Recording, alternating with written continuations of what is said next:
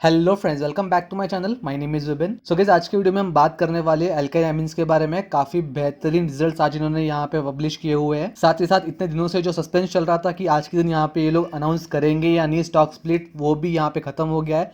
इन्होंने आज के दिन यहाँ पे स्टॉक स्प्लिट अनाउंस कर दिया है और इन सारी न्यूज के चलते हुए आप देख सकते हैं स्टॉक लगभग आज के एक दिन जो है 4% तक भागा है। कल के दिन भी इसने एक अच्छी जंप ली थी, अच्छा यहाँ पे एक रैली दिया था इसने।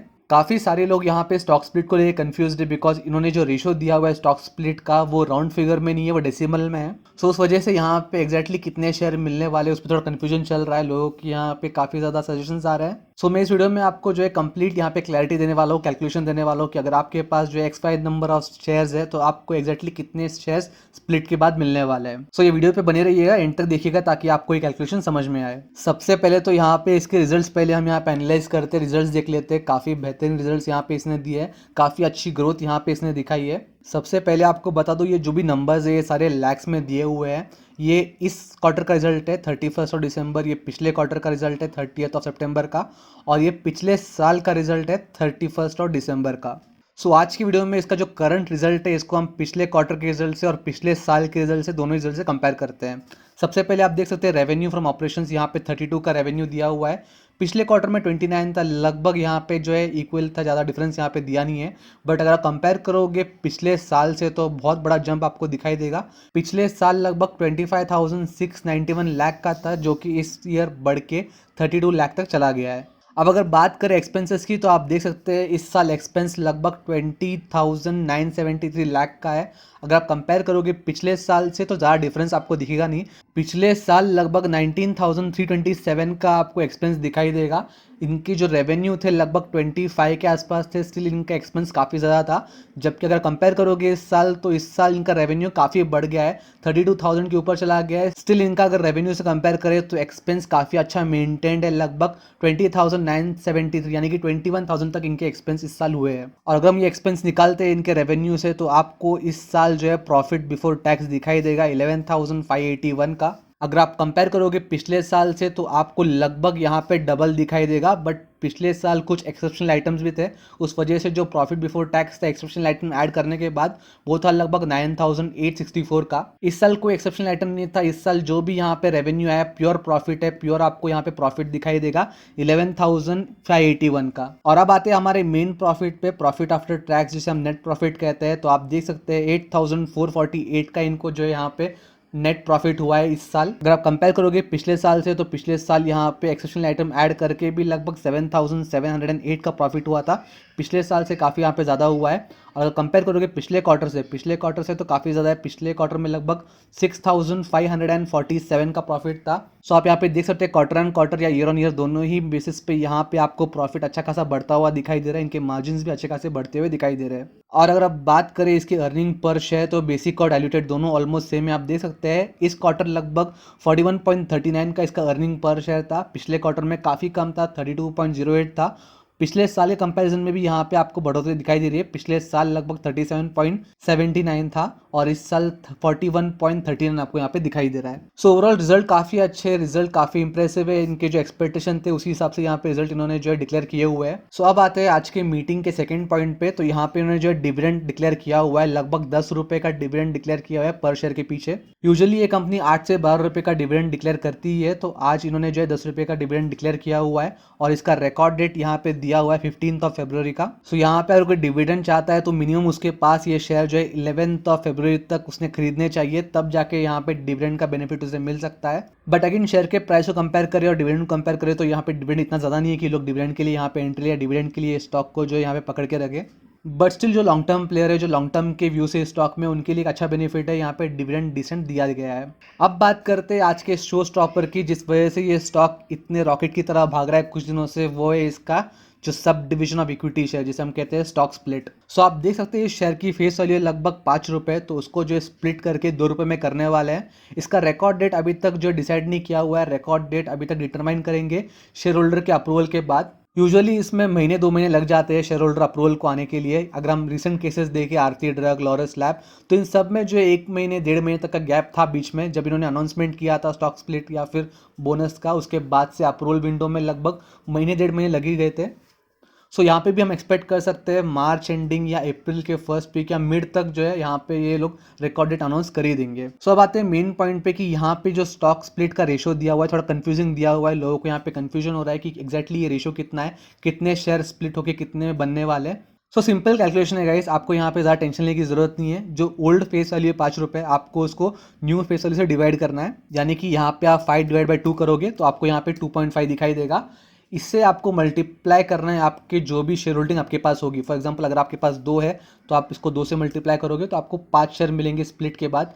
समझे किसी के पास 4 है तो 2.5 इंटू 4 करेगा, उसको यहाँ पे 10 शेयर मिलेंगे स्प्लिट के बाद। यहाँ पे दिक्कत उन लोगों को होने वाली है जिनके पास ऑड नंबर में शेयर है। फॉर एग्जांपल किसी के पास अगर 3 शेयर है तो उसको दिक्कत हो जाएगी क्योंकि उसके पास आने वाले हैं 7.5 शेयर। और जैसा कि आप जानते हैं शेयर कभी भी पॉइंट में नहीं होते, फ्रैक्शंस में नहीं होते, होल नंबर होना चाहिए। सो मोस्टली मार्केट में मैंने आज तक ये देखा है जब बोनस हो स्प्लिट हो, ये लोग जो है कंपनीज जो है इसको जो है राउंड डाउन कर देती है, 7.5 को जो है 7 कर देती है। कुछ कंपनीज जो ऊपर का 0.5 फ्रैक्शन होता है वो पेमेंट कर देती है, कुछ लोग जो है इसको राउंड अप भी कर देती है, 7.5 की जगह 8 भी कर देती है। बट अगेन ये कंपनी टू कंपनी डिफर करता है और यहाँ पे ये लोग अनाउंसमेंट जैसे देते हैं उसके हिसाब से हमें मालूम पड़ता है। अभी तक तो इन्हें राउंड अप राउंड डाउन या फिर यहाँ पे फ्रैक्शनल शेयर पेमेंट पे कोई यहाँ पे अपडेट दिया नहीं हुआ है, तो हमें पता नहीं है फ्रैक्शन का होगा क्या।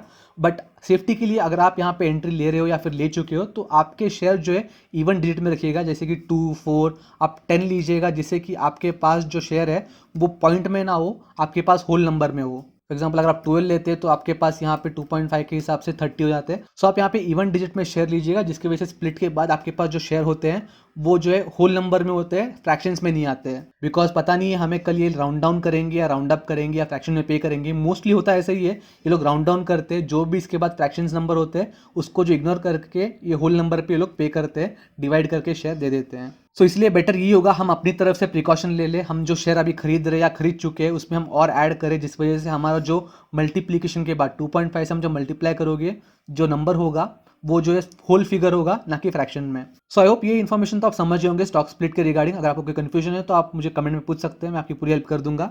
अगर हम इसका आरएसआई देखें तो आज के दिन लगभग 60 के रेंज में चल रहा है, 59.23, यानी कि जो ओवरबॉट जोन है उसके काफ़ी नज़दीक चल रहा है। उसका रीज़न भी है कि कुछ दिनों में ये स्टॉक स्प्लिट की न्यूज़ की वजह से अच्छे रिजल्ट के बेसिस पे यहाँ पे काफ़ी ज़्यादा ये शेयर भाग चुका है, उस वजह से इसका आरएसआई भी काफ़ी बढ़ चुका है।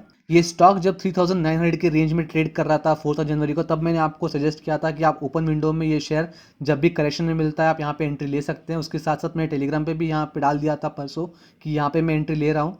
अगर कोई यहाँ पे 4800 की रेंज में भी एंट्री ले चुका है तो आज के दिन उसको काफ़ी अच्छा प्रॉफिट होता होगा, आज के दिन काफ़ी यहाँ पे अच्छा उसे यहाँ पे मुनाफा दिखाई देगा। बट अब ये शेयर थोड़ा भाग चुका है, अब लग रहा है कि यहाँ पे जल्दी एक छोटा करेक्शन आ सकता है, तो आप वो विंडो यूज़ कीजिएगा जब भी यहाँ पे करेक्शन दिख रहा है उस करेक्शन में आप एंट्री लीजिएगा। लॉन्ग टर्म में आपको ये स्टॉक बेनिफिशियल होगा। जब इसमें स्टॉक स्प्लिट आएगा 1 महीने 2 महीने बाद, जब निफ्टी अपना हाई बनाता होगा, तब आपको जो इसमें भी अच्छी खासी बढ़त दिखाई देगी, इसमें और बड़ी रैली आपको यहाँ पे दिखाई दे सकती है। अगर इसके वैल्यूएशन की बात करें तो आप देख सकते हैं स्टॉक का पी यहाँ पे आपको 41.7 का दिखाई देगा। बुक वैल्यू की बात करें तो ये शेयर का जो एक्चुअल बुक वैल्यू है 311 है, बट करंट प्राइस आप देख सकते हैं 5149 का, यानी कितना बड़ा डिफरेंस है। यहाँ पे स्टॉक जो है ओवर वैल्यू हो चुका है, बिकॉज यहाँ पे काफ़ी ज़्यादा रैली दे चुका था रिसेंट में इस स्टॉक स्प्लिट की न्यूज़ की वजह से, तो यहाँ पे महंगा तो हो चुका है। बट अगर आप देखोगे इसके आरओई रिटर्न ऑन इक्विटी तो 42% का है। अगर आप आरओसी देखिए तो 41.1% का है। काफ़ी रेयर होता है इतना बढ़िया रिटर्न किसी बिजनेस में किसी भी स्टॉक में देखने के लिए। इस स्टॉक ने, इस बिजनेस ने रिसेंटली काफ़ी अच्छे नंबर्स दिए, कुछ सालों में काफ़ी अच्छा इन्होंने प्रोग्रेस दिखाया हुआ है,